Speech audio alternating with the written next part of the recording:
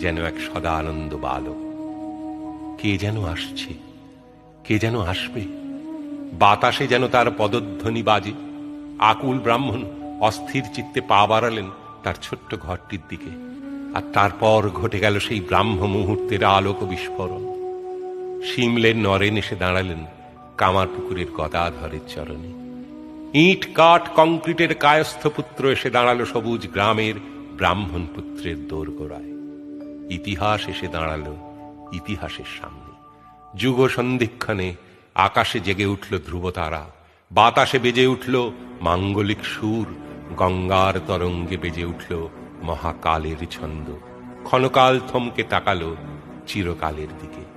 দক্ষিণেশ্বরে ভবতারিণীর ওষ্ঠা ধরে ফুটে উঠল হাসি। হাতের খড়গ উঠল জ্বলে, দীপ্ত আলোয় নক্ষত্রেরা সাজিয়ে দিল আকাশ।